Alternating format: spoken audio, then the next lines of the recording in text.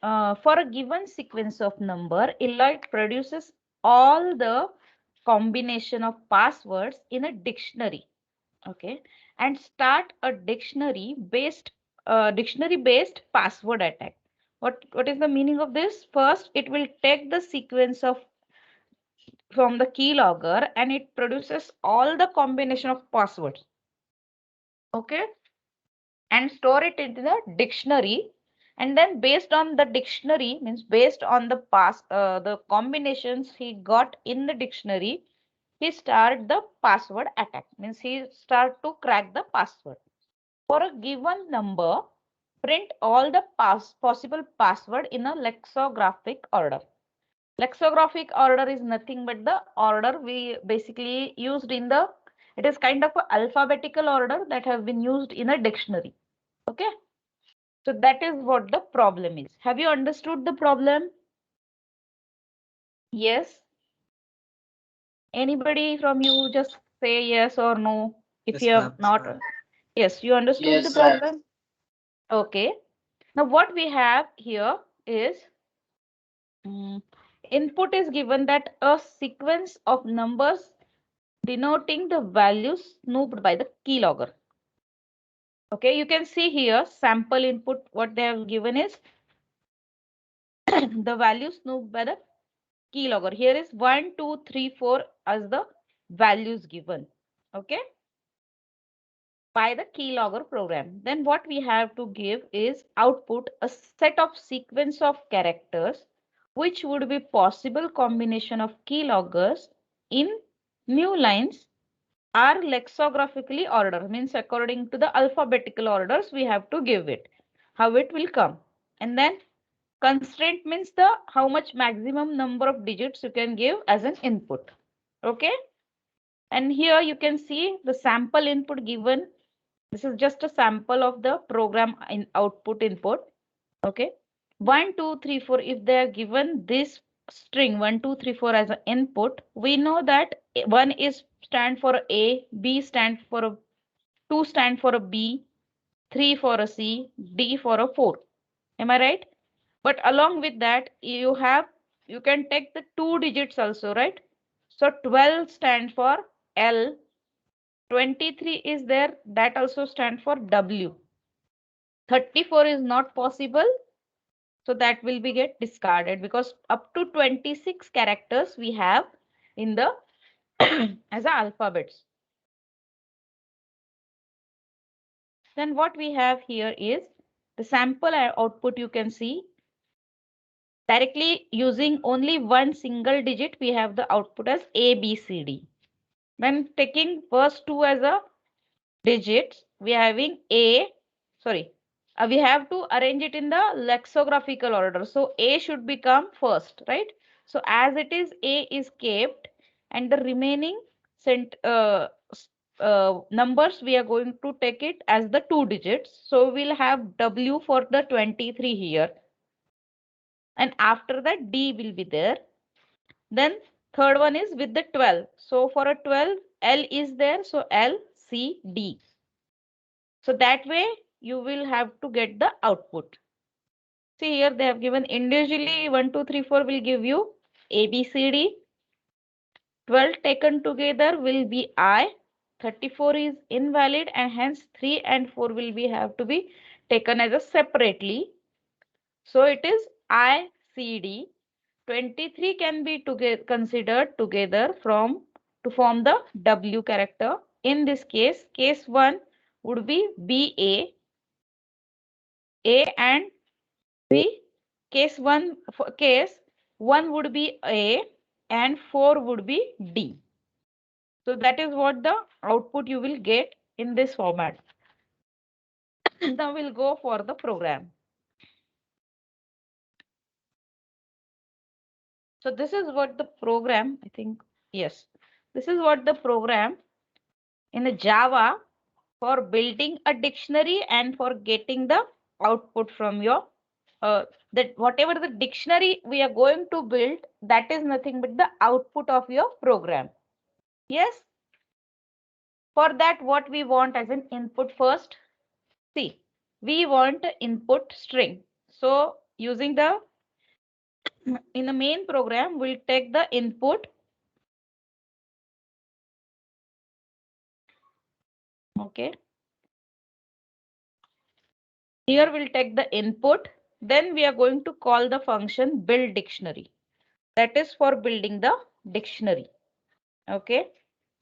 Before that, you can see the globally we are declaring two variables, string and the array list AL, where we are going to build the dictionary. So here in the build dictionary, first thing we are going to check with the how you are going to add the each character from your string in the dictionary. Okay, that is your AL. AL we are going to consider as a dictionary. What it is going to check for every I, that is the index. Okay, index of the string that we have entered. For every I, if I is matches with the last character, means equal to the length, then it will return with adding the element, last element. If it is greater, then also it will return because it is the end of a string. Okay. And if it is start with the 0, then also it will return because there is a no string is given as an input. Then it will start to build a dictionary in the recursive way. Okay. This will go for the first character for A. Okay. If you kindly see the mathematical equation written over here, the character C is nothing but the A, which is the ASCII value actually of A plus S of I, means the value which is given by the keylogger in the input string -1 is there. If it is 1, then A is going to be stored. Okay. That way, each and every character from your string is going to be added to your list AL, sorry. So so here again see for the next character also it is going to call the recursive function build dictionary, and for every other character in your string it is going to add for the different combination we have to create. So every time for a different combination it is going to call the build dictionary function recursively, so you will get multiple strings based on the numbers you have, means starting from the first location, then from the second location, then from the third location, you have to check it. So every time you have to make it. See, this is for the 2-digit numbers. This one character that you have to add with the 2-digit number, this one is the mathematical expression you are going to use. So this is what the program you have to use, this kind of a logic you have to use for writing the program for the given problem. Okay, now we'll go for the next part. And this is the function that is used collection sort AI. It will sort the element according to the it is the inbuilt function. It will use for sorting the AL, means in the lexicographical order we have to sort the list. For this it is used, and this for each n it is going to print all the strings that we have in the list AI. AI is used for giving this output. All these are going to be stored in the AI. Okay. Array list. This is what the program we have for the problem of keylogger. The next one is, it is quite a tricky one. A delivery truck can deliver goods to the multiple places. Okay. Multiple places in its due course, means there is a delivery truck who is going to deliver a goods like our delivery boys for the e-shopping sites. There is a delivery truck who deliver the goods to the multiple places in its due course, means for the particular daytime. The driver of a delivery truck can choose either to deliver all the goods in a one single trip, okay, or can split his delivery between multiple trips. And this depends on the traffic and obstruction on the road. But he tries to deliver the maximum goods in a given trip. Means in one single trip, he tried to deliver maximum possible goods he has to deliver. The map of the city is represented by matrix. You know how the matrix is represented. Here you can see one example of matrix. Okay. Path represented by 0. Now you have to remember all the constraints they have given. How path is represented by 0. Then places where goods are to be delivered is represented by 1. Now here you can see that path means this 0, 0 is going to be represent the paths you have. And this 1, 1 represent the deliveries that he has to make. Okay. Now traffic abstraction which has to be avoided is represented using -1. Okay, means when if there is any abstraction, traffic abstraction, that will be represented with the value -1. Okay, means what? That particular route is not going to be followed by the driver for the delivery of goods. The rules of the movement for the delivery trucks are as follows. Means what? Movement means in which direction the delivery truck has to go. The movement starts from the first cells, ends at the last cell. Means what? This is the first cell we have, and this one is the last cell we have, right?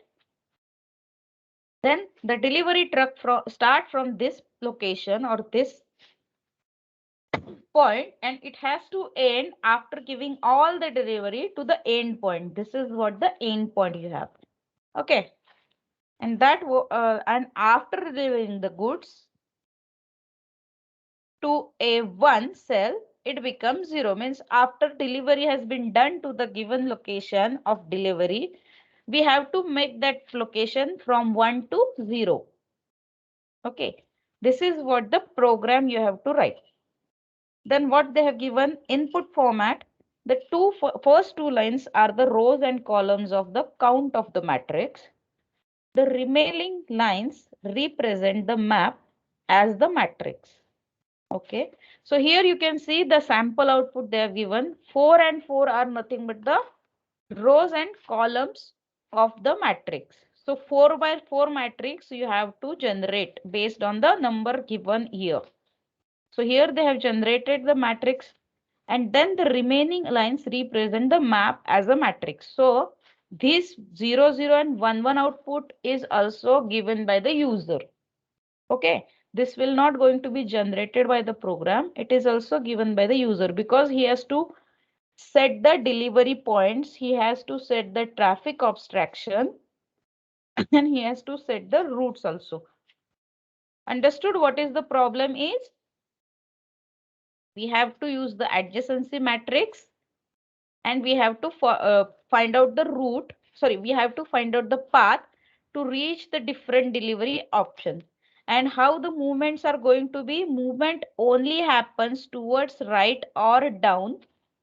See, towards right or down via valid cells, which are free from the traffic. Means what? Your delivery truck can move right, means for this side or for this side. Means right or down and avoiding the traffic.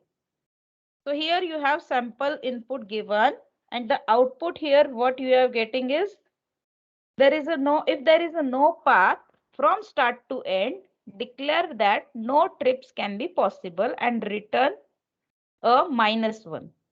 Else return the number of possible deliveries in the single trip.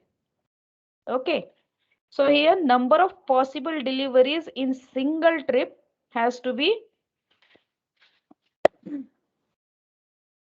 given. Now here number of possible deliveries in single trip you have to show. Okay. Now here you can see you have a 4 by 4 matrix. How many possible deliveries he can do in one trip? That he has to find out. So here you can see the output they have given as a 2 because there are 2 deliveries he has to do. Same way here 3 by 3 matrix given, and in this 3 by 3 they have given the traffic also. First cell will be this from which it is going to start the delivery. Either he can move from this side to the right side or to the downside via the valid cell. Then what? It is going to check with the constraint that it should not move for the -1, means there is the traffic abstraction. So you can see from here also the deliveries he can do in a single A is 5. The number of deliveries he has to do are 5. This is what the problem is. Okay.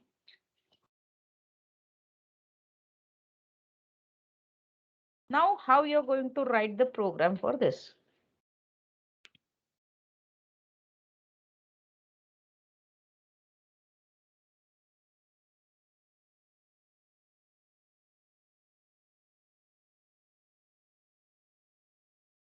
Okay.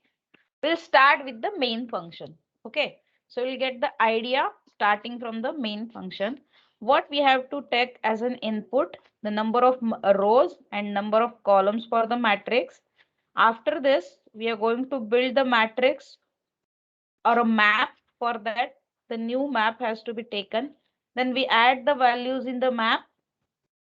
That is, this is the part of input you are going to do. And then this will print the all collect max. It will print the all the number of deliveries that you will get, which is your output. Okay.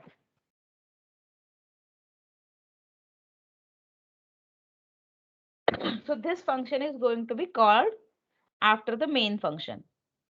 What we have here is the array, the adjacency matrix, and the number of rows and columns. For this, we are going to get a 3D array for finding the number of possible deliveries in which in the different route down and whereas right. Okay, what condition we have to find that should not be the traffic. So in for each, first you have to initialize the possible deliveries. For that, there is one function, that is initialize deliver possible deliveries.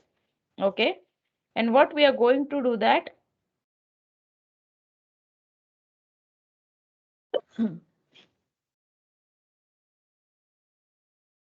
-1 will be added in the every, means we are just initializing the array with the -1.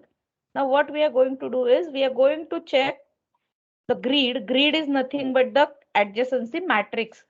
Okay, for values -1. Okay, starting point and the ending point. Okay, if we are getting that, then the answer will be 0, means there will be no possible deliveries.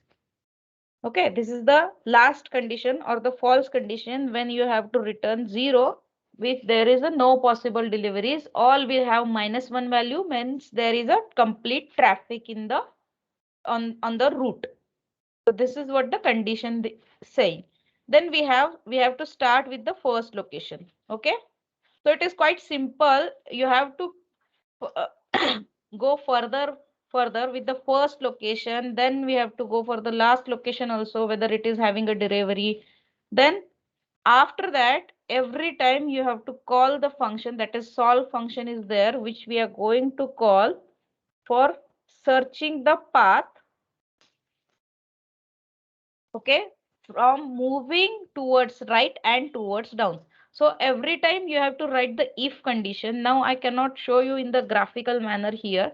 You have to understand how the rows and the columns, this row and column is nothing but the location. Every time the location you will have for the grid. So for example, if I have to say you this R1, sorry, R1, R2, R3 and this column 1, column 2 like that, then this is the position if you have to get, then these two values you have to collect. Means this is going to be R1 C1, right?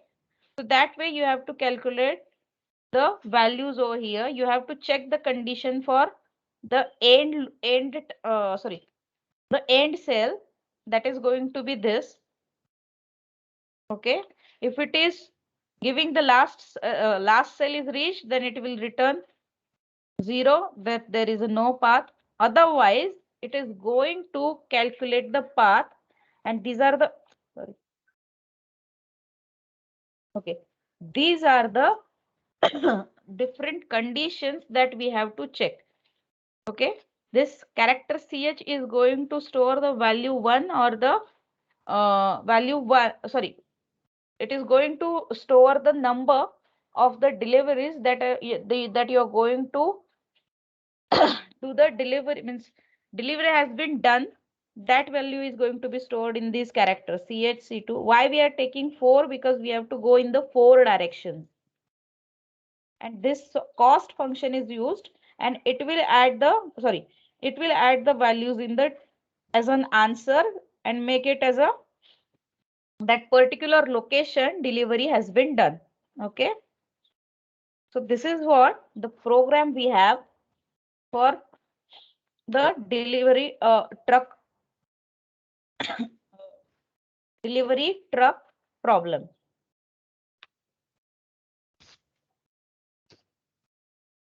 Next we have is related to the graph. Okay, now what is the problem given? Statement is given: Valdemir is a mafia boss who must complete all the criminal assignments given to him in a city and come back to the same position. Okay, the place which he visit is represented as the vertices, and the path between them is represented as a edge. He decides to use the concept of Hamilton path. Hamilton path is an undirected path that we visit each vertex exactly one, where an edge will be represented from the last vertex to the first vertex of the graph. If all the assignments are possible, if Valdemar is able to visit all the vertices and return back to the starting point, starting vertex, print the path, else print no solution available. Okay, so what they are saying is that one criminal is there who wants to do his all assignments which are in the city but placed at different locations. So what sorry, so what he has to do, he has to start from one location and he has to visit all the locations, and Hamilton path has been used for that. Means he is going to is not going to visit the same location twice or thrice. It start from one location, it take a path to visit each and every location that comes for the for his activity, and it has to come back to the same location from which he has started. But in that way, he is not going to visit visit that particular place where he has been already gone. Okay, so here in this graph you can see this one location is there, and he's not going to visit other location, but all the places he has to cover. So red lines, it is showing that is known as an Hamilton path. Because if you take it from this side, this location is not going to be visited, right? And there is no other path for that. So this is going to be the Hamilton path. Means this kind of a solution he wants to be get for this given problem. Again, we are going to use the adjacency matrix for the graph. The graph would be of 5 by 5. A graph value ij is 1 if there is a direct edge from a I to j. Means what? If there is if this is I and this is J, then if there is a direct edge, then the value for that particular index or a grid is going to be 1. For this example, you can see that if I will put it in the brackets and if I write I, J, K, L, M, here also I, J, K, L, M, I and J will have the value 1. So this is going to be 1 over here. Here is it is I. If it is J over here, and there will be same for a J to I also. So you will have a value 1 over here also. Understood? So this is what the concept of creating the adjacency matrix for the graph. Then what? Use the Hamilton path if if present, else print the no solution available over there.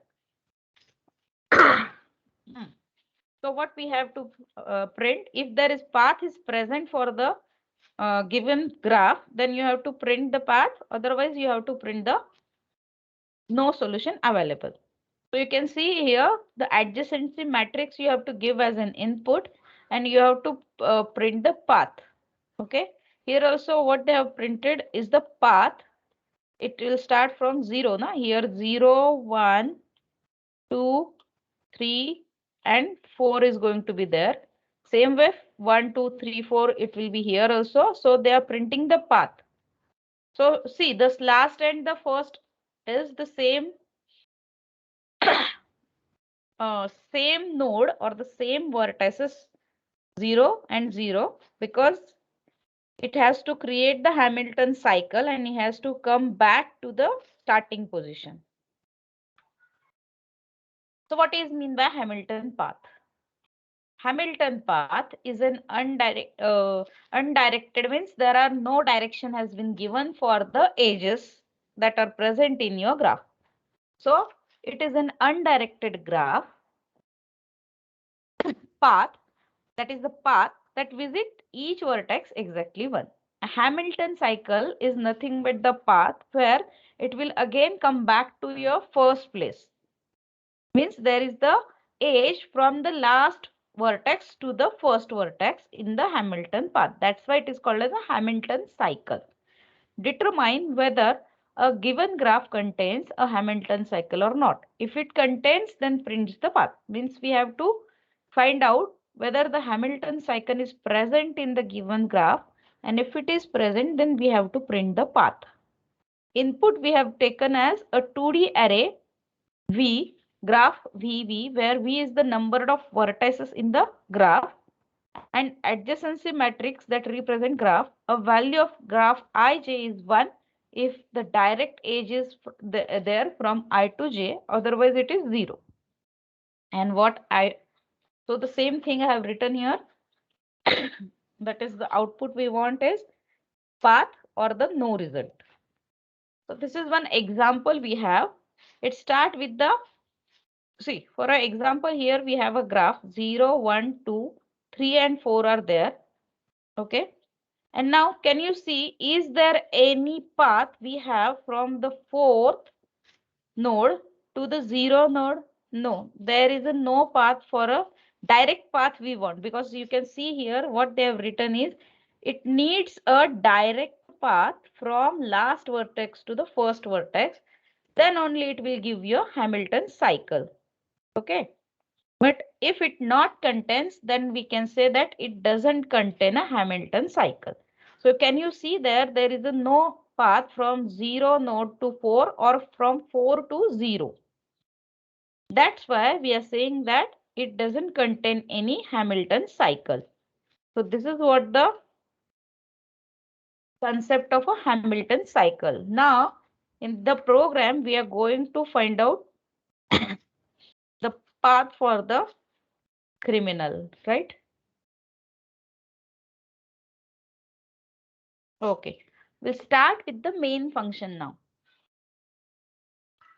So what we have to take as an input, we have to take the input as the adjacency matrix.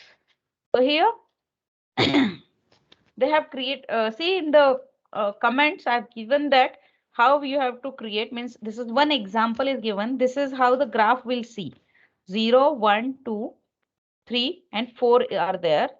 And if I have to create this matrix, 0th location have connectivity with 1 and 3, right? So it will show you for 1 and 3, 1, 1 will be there for the first row, 0th row. Then for the first row, we have 0, 2, 3 and 4. So 0, 2, 3 and 4 will have the connectivity. Then for 2 also 1, 4. So 1 and 4 will have 1. So this is how this adjacency matrix we have to create. Then what we have to do? Okay. Then we have to print that Hamilton. This is print the solution, means we have to print that particular graph, adjacency graph. That's why the function we are going to use. Okay. This will create the adjacency matrix. After this, we are going to call the function ham cycle, which will found whether the cycle is present in our graph or not. This is the second example given for the Hamilton path. Okay. We are going to check for the first one. Every time we have to call the function ham cycle. Where is the ham cycle now? Okay. So this is the ham cycle function. Here, what we are going to do is we use the backtracking type of algorithm.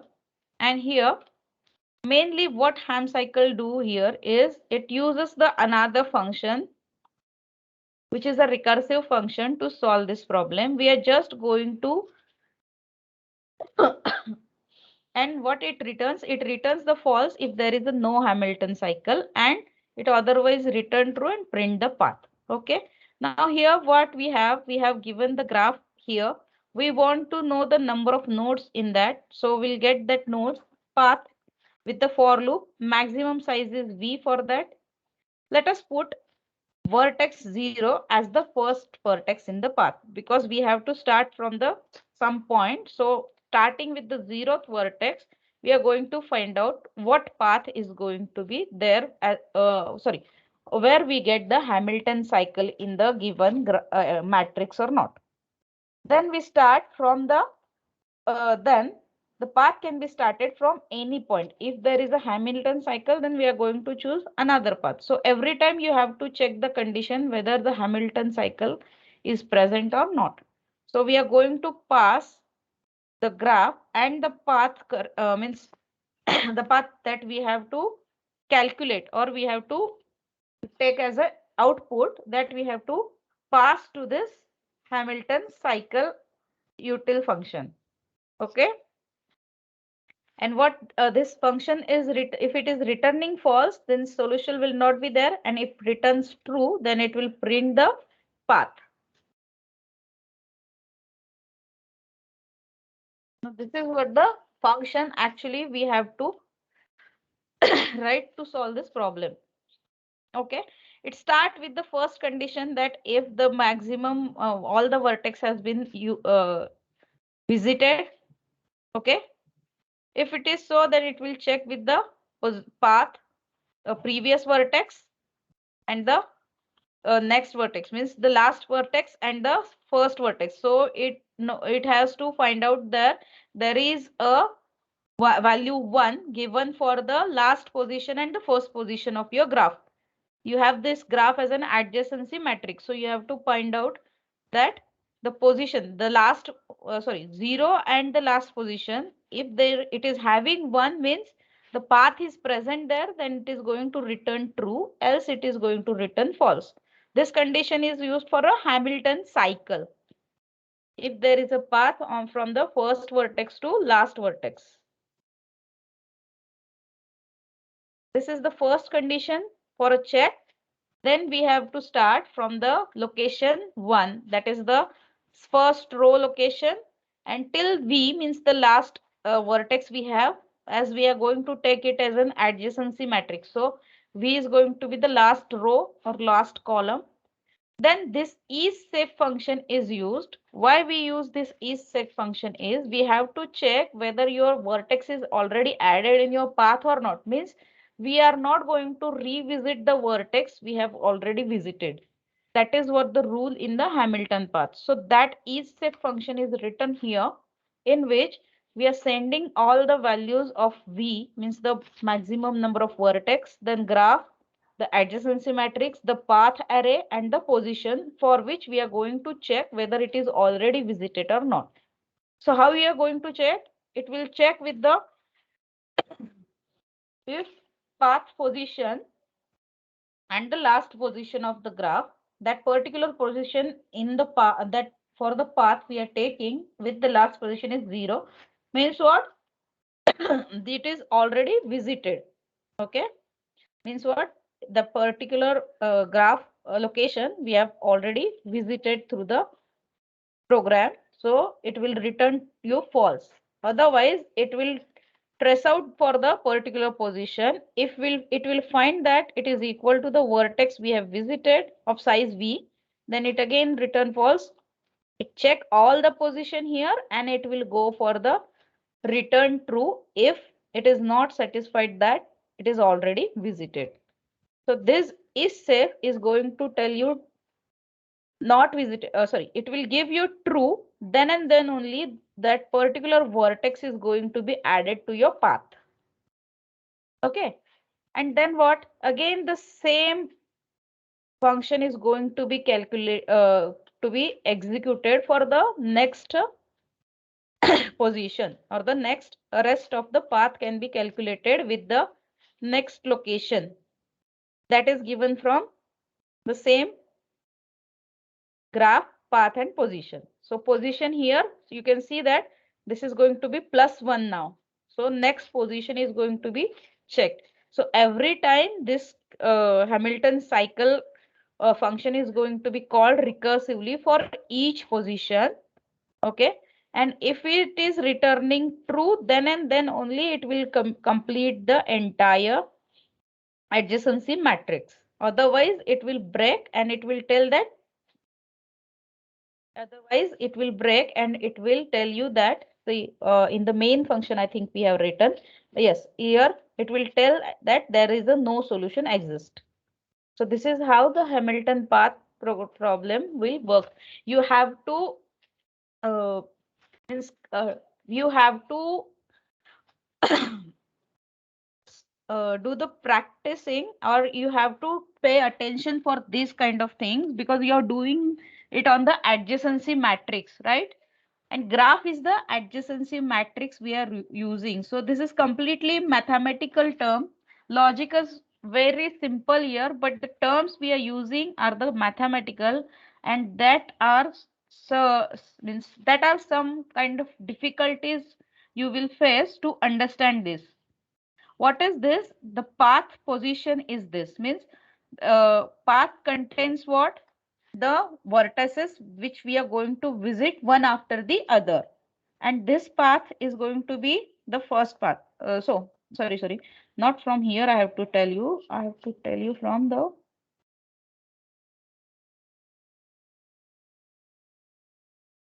Yes, here only I have to tell you. See, it will start with the 0th one till the end. Sorry, here I have to tell you. See, you have to start the graph with the path. Okay.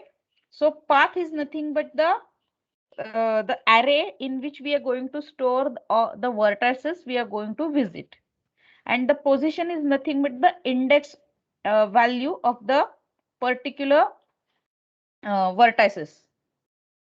Okay, and for path we have to take one index from path, and one index is nothing but the position of the given node, and that you are going to match every time, and that is present in the graph.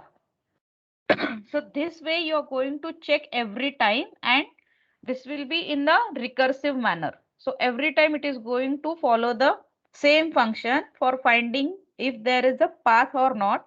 And along with that, it will check that this particular vertex V is not visited already or not.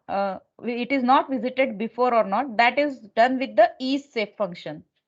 Okay. So this is how the Hamilton cycle program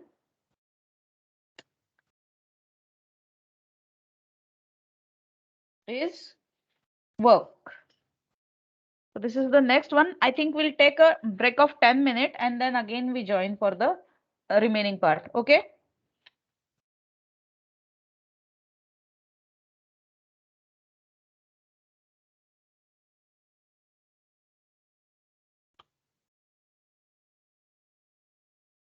Yes.